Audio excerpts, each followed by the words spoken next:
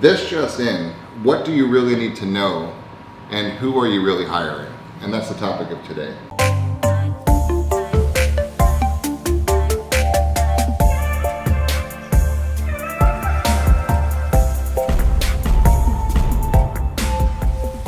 And thank you for watching what you're watching. That's right. So if you like what you see, make sure you hit that subscribe button and we'll keep bringing you more content. Good afternoon, Century 21 Beggins, Facebook.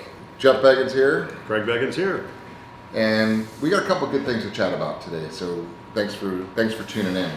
Here's what I feel like a newscaster at a news desk. That's right, and the news is, and breaking this just in, what do you really need to know and who are you really hiring? And that's the topic of today. What do we mean by that? So you're thinking about buying or selling. Well, you asked me earlier today, what is it that makes me think about things? And one of the things that drives me crazy is I see competitors, and no discount, well, there's a lot of good real estate people out there. Yeah. But when I see XYZ Realty, I wonder why the customer chose to go with XYZ Realty. Because they don't have anywhere near the power that we do. Or Susie Smith. Or Susie Smith. Individual. And then I realized that most of the time the customer just, they're listing with Susie Smith. But they're really not listing with Susie Smith. They're listing with XYZ Realty. Florida law, Florida Real Estate Commission, all the relationships are with the broker. I'm the broker for Century 21 Beggins Enterprises. So Beggins Enterprises is the brokerage. So Right. when you sign a listing agreement with a real estate company, you're listing with the brokerage. In fact, in most cases, the agent's name's not even on the contract. Now that's important. Let's actually repeat that. Let's make sure people understand that, because you meet Susie Smith. I hope Susie Smith's not watching. We're not talking about you, or hypothetical Susie Smith. And so I like Susie. I'm going to hire Susie. I'm going to list with Susie, right? And that's a thought process mentally that comes through their mind, which is not true. It's not true. They're listing with XYZ Realty. Okay, so the listing agreement is with the brokerage company, and there's a broker of record in charge of that brokerage company. So if something screws up on that transaction, the broker gets in trouble, gets sued, right? And so we're all brokers. You're the broker of record, so you're the one that gets sued. Which is a good thing for a consumer to know, because it's generally the broker that has the resources to solve the problem. Because if the truth be told, most agents don't make a living in the industry. Right. You know, the top 10% do really, really, really well, but the majority don't do very well. I was talking this morning on the way over here with Jonathan. We were talking about how kind of absurd it really is about the industry right now. Because let's take a profession standpoint. In order to be a doctor, right, you've got to go to years long worth of study and practice on frogs and then monkeys and then dead people and then all this stuff, and do your thing and really learn your trade. To cut hair, right? 1,300 hours to get a cosmetology license. That's right. And so 1,300 hours. But you can get your real estate license in 63 hours or less. Online, right? 63 hours. And so I don't think the general public really understands who and what they're hiring. So just because somebody went through 63 hours of schooling does not make them a professional or an expert. Right. And because it's even worse than that, because you're not really hiring them, you're hiring the brokerage. And then we talked earlier this morning about what does it take to be a broker, right? You have to hold that piece of paper that says you have a real estate license. Yeah, you have to be an agent for 2 years. Do you have to do any deals? Nope. You just have to have a license for 2 years. Then you can open up a shop. But you have 72 hours of school. 72 hours. Now we're talking big time. So this isn't a bash in any way. This is a reality check because of who you're actually hiring. So let's take Susie Smith. Susie might be great and you like her and you trust her and you know she's got your back, which is why you actually want to hire Susie Smith. But you know inside your head you peek behind Susie and see what's behind her. So one of the things we wanted to make sure we bring to the awareness for you is what's really behind it. So let's say you hire Susie works for us, let's say. You're getting Susie, you're getting us as an ownership group of Beggins Enterprises. You're the broker of record with the ultimate responsibility on it. So then we have a few layers above that, which I don't think people think about. So the next layers are Susie, then it's Century 21 Beggins Enterprises, right, which is owned by Beggins Enterprises, which owns a franchise inside of Century 21. Right. And then Century 21, let's talk about what's behind us on that. Okay, so Century 21 is, well, I usually start at the top. So Start Realogy out, yeah. Holding Corporation is a huge mega corporation on Wall Street. And Realogy Holdings owns Realogy Franchise Group, which owns Century 21 Coldwell Banker, ERA, Sotheby's, Better Homes and Gardens, and Zip Realty. So And Corcoran, six. yeah. And Corcoran Group is part of that too, and the NRT, which is the largest real estate company in the world. So Realogy owns all that. So from Realogy goes down to Century 21, and all these competing brands. It's like Gain versus Tide. Procter & Gamble owns them both, but some customers swear by Gain and some customers swear by Tide. Right. So they can have their pick, and Realogy gets Procter & Gamble gets the market share. That's right. So Realogy is kind of playing that game. So we, Century 21, are owned by the same people that own Coldwell Banker. That's right. That's okay. So what happens there? Well, resources. Realogy Holding Corporation does some really cool stuff. Like every year, they sponsor a technology conference where they go to Silicon Valley and they invite tech startup companies to come pitch systems and tools that make searching on the web easier, help agents be more productive. And then they will go out and, you know, whoever auditions the best they like, they'll buy that company and they'll roll that out through the brand network, and we'll all get access to it. So one of the things now is Zip Realty had really created some cool back-end software that tracks and makes the customer shopping experience better. Yeah. So they bought Zip Realty's platform called Zap, and they're rolling that out for the brands. And only was a $150 million purchase. $166 million. Purchase. What's another 17 million? Yeah. So that's something like, you know, no pun on XYZ Realty, but they can't go buy Zip Realty for $166 million. And that's the point. The general public thinks Susie Smith is Susie Smith, whether she's at XYZ, Aardvark Realty, Banana Realty, Century 21. It's not, right? Because it's not Susie Smith doing the things on her own. Sure. And I think that gets lost in the shuffle when you think, when agents are thought of a commodity, right? Oh, she'll list it for this, and he'll list it for this, and she'll list it for that. Oh, I'll do that one because it's cheapest. But you got to actually pause for a second and reflect and say, okay, now what am I actually getting? Who am I getting? And what's actually there behind them? Well, those are the things that drive me crazy. I can tell you without any lack of confidence that a properly negotiated contract will net a seller more money. No doubt. I mean, it's so crazy. You know, we charge 3% to represent a transaction, and then we generally tell the seller. Well, you said a key word there. Represent the transaction. Represent, right? yes. So we'll get to that later, but that's. And then, you know, a lot of sellers will try to beat us down. So, okay, well, will you do it for 2.5%? I'm like, really? It's a $300,000 house. 0.5% is $1,500. I can negotiate. A bad agent will lose you more than $1,500 with it in a blink of an eye. That's right. Whereas a good agent who's strong enough to stand up for the value is going to make you more than $1,500. They've already shown you up front they can't negotiate. That's right. So why would you even hire them? Penny wise and dollar foolish. But and my point is not don't beat down commissions. It's look at the You value. get what you pay for.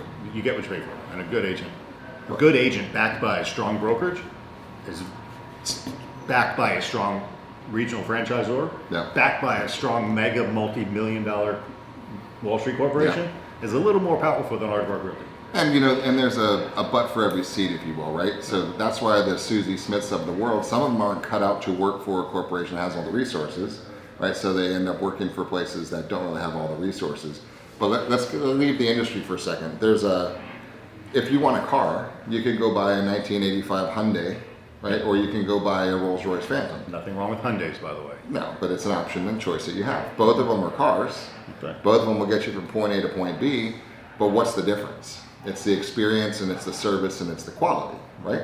And so if you have an issue with your 85 Hyundai, I promise you it's going to be handled differently than with your 2018 Rolls-Royce Phantom, right? From the level of service and the level of protection and the level of safety, comfort, convenience, and everything there. Now it costs a little bit more, but does it really?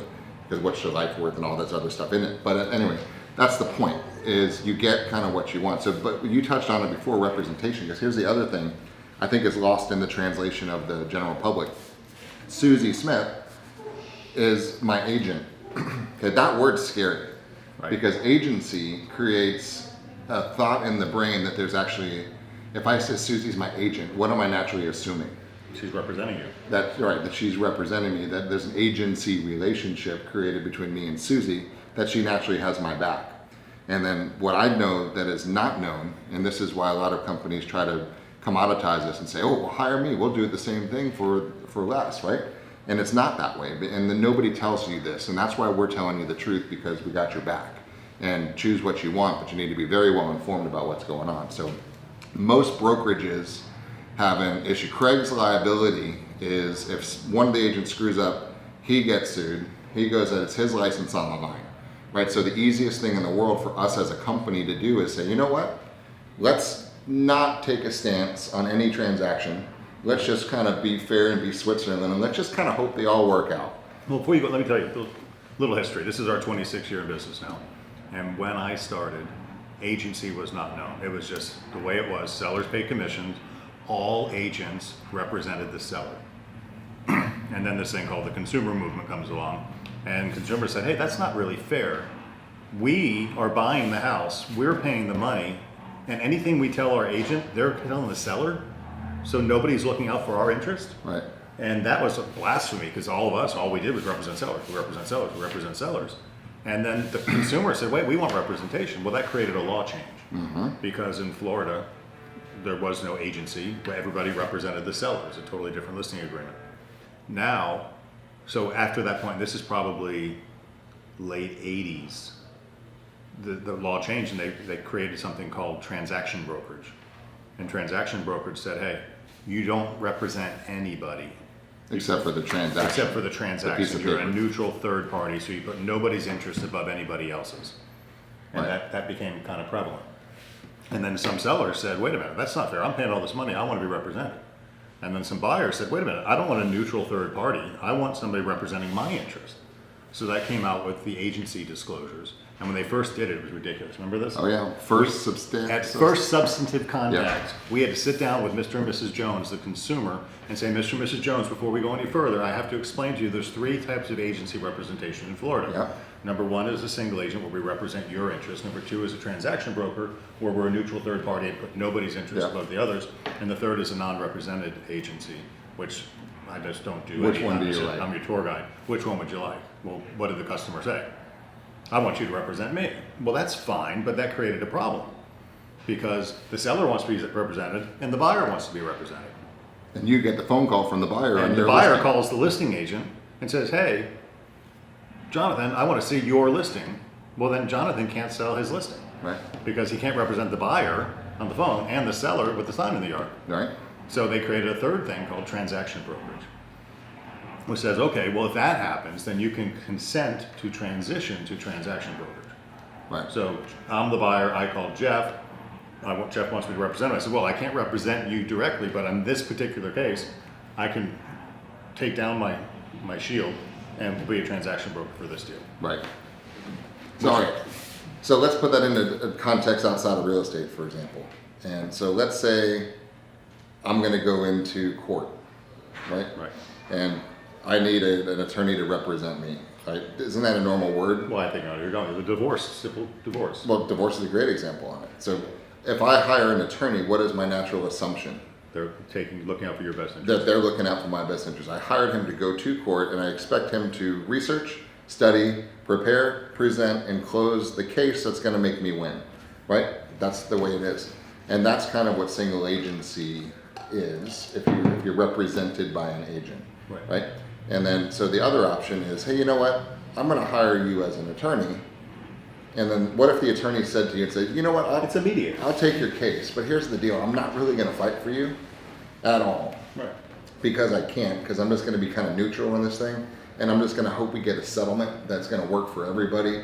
And I'm not going to kind of push for you, and I'm not going to kind of push for them. I'll kind of hear both sides and kind of make it work. Now, think about that for a second. And depending on your situation, that's not right, in my opinion, on this one.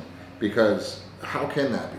And now when you hire an agent, the majority, and I say majority because it's greater than 50%, in this market where we are right now, the agents in the marketplace do not represent their clients in single agency. Correct. Right? So which means the majority of agents are just like the second case I just talked about. They're like, oh, sure, I'd love to sell your home. Yeah, sign that listing agreement. And the sellers never think to say, wait a second, are you really representing me? And they're like, oh, no, transaction brokerage, of course I'm. No, that you got to call out the honesty and the transparency. And that's one of our missions here is to stop the fuzziness in the business because it's not right. I mean, this is one of the largest financial transactions in most people's lives. So full disclosure and transparency is deserved. and it's not being done. You got all these Well, it's different required by things. law to be disclosed, but since they took away, remember I told you in the beginning, we had to sit down before we had any substantive contact? Well, now it's been in practice for so long that it's not required anymore. And it's worse So than it's that. just presumed Yes. to be, an agent is presumed, a broker, is presumed to be a transaction broker from the onset. Which is- So in the absence of a separate disclosure, there is no agency relationship because they are transaction brokers. And there's- that's not wrong, I think It's not I'm wrong. not against you on this because I understand the value, but most real estate transactions, you don't need we're not slugging out with some Wall Street guy. It's a negotiated transaction. There are times when you can take advantage of somebody or put somebody's interest above another. Yeah. But most of the time in the real estate transaction, the seller says, you're not going to hose me too bad. And the buyer says, well, you're not going to hose me either. And we come together with what's called market value, which is the price the buyer's willing to pay on the day they decide to buy. But Well, okay, and that does happen a lot. But here's it's not always price. Yeah. Here's the other view. It's not always price. Now, for example, we were just talking about one this morning in the meeting here at the Tampa office. We're talking about a transaction in which we were single agent representing the client. Now, there's 4 things. I don't think the public really knows this, so let's talk about that for a second. There's 4 things: full disclosure, obedience, loyalty, and confidentiality. So there's 4 things. Now, let me repeat those because I think they're pretty important. Full disclosure. What does that mean? It means everything I hear, if I'm your client, if you're my client, everything I hear comes out my mouth. If the buyer tells me their agent, I'm the listing agent, and I'm talking to the buyer's agent, and the buyer says, Craig, my buyer's got some room to come up. Yeah. Not only can I tell my seller, I'm obligated to tell my seller. Only with agency. Only with agency. In the absence, if I was a transaction broker, then I could not put one party's interest to the detriment of another. No, this is the largest financial transaction in most people's lives, so I just want to remind people about this issue. So the next one's obedience, right? So obedience means do what I tell you to do within the scope of duties, and you only have that with agency. That's right. It's interesting. So the next one is loyalty. Now, loyalty is pretty simple to me. Any decision you make, if that weighs on either party's side of benefit, there's where the loyalty lies, right? So you can't have anything that's loyal or one-sided in a negotiation with single agency, because if I show loyalty to you, I'm now leaning towards you. I can't do that unless I have agency. Now, if I do have agency, I can do that. And then confidentiality, pretty big maneuver. Confidentiality as a seller, I can tell my agent, look, I know we're at 550. I'll go to 525, Jeff, but don't let them know that. Right. Then you have to keep it quiet.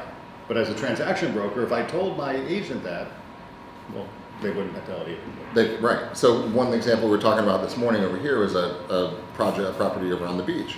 And it was a large one. We had $25,000 escrow. We represented the seller, right? Notice the words, represented the seller, single agency. Another brokerage brought the buyer, which puts us in a position of loyalty, right? Is the best way to say that. So they were coming up on their inspection period, which there's critical dates in the contract that need to be managed. So in this particular case, we had 10 days. And the buyer's agent, it was an as-is offer. So they offered to buy the house as is, and they were going through their 10-day inspection period. On the day 10, the buyer's agent came up with a little wish list of stuff they wished to happen on the house. On the as-is contract? On the as-is contract, right? With $25,000 in escrow, plus $75,000 escrow due tomorrow on day 11 after that. So from an agency representation perspective, the other agent in this transaction, in my opinion, did a very poor job, because at 5 o'clock the day's end. So at 5:01, she let her client be on the hook for not only the $25,000, but now the $75,000 that's due tomorrow, right? Just by asking for things that we have no obligation to go do. Now that agent's freaking out because now I'd have to let them know that. they want a lot of things done that we don't have any obligation to go do. Now, this is an important, I think, example, because the only way I was able to do that was because of single agency representation, right?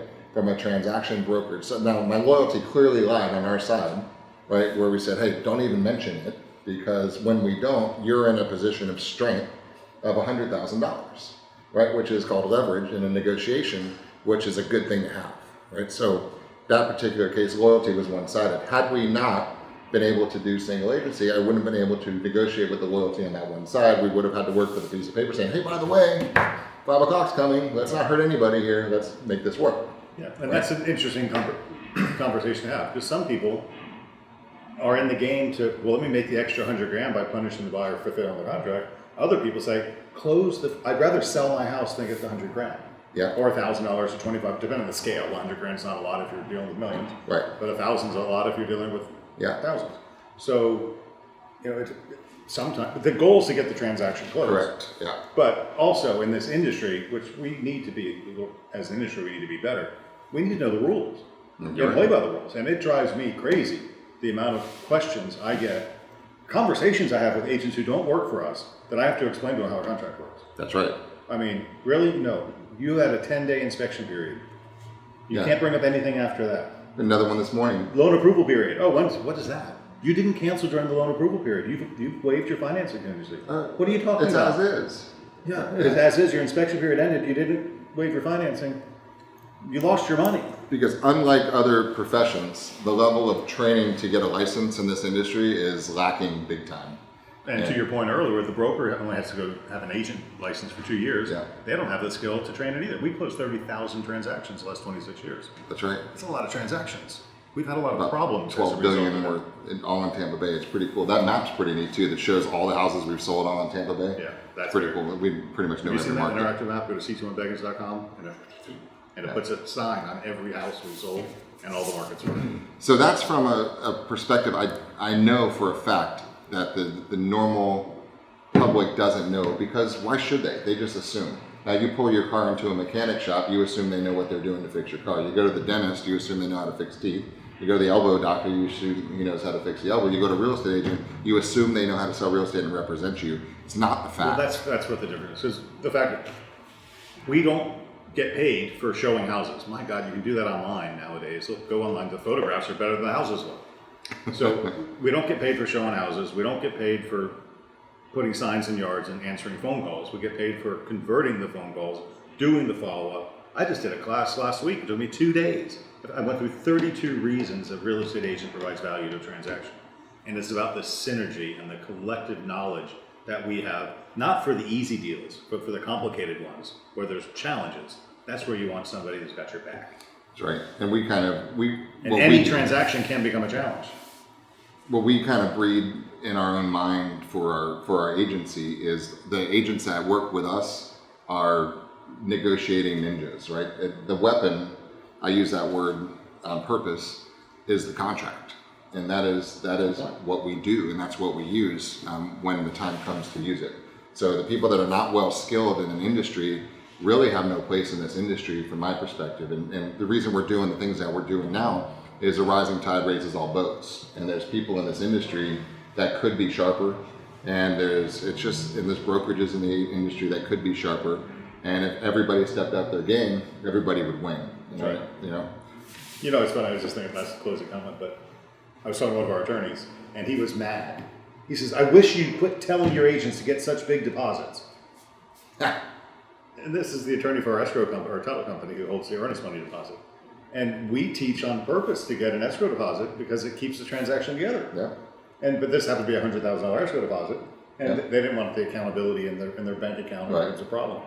But even though we have, if you will, the black belt, we don't have to use our full force. No. We still are good people. We negotiate a decent transaction. I don't want to see anybody punished for making a silly mistake. Well, sometimes they learn deserve a it. lesson when they did it. Well, in this type of market, we have a lot of multiple offers, and we have backups, and we have time-sensitive issues.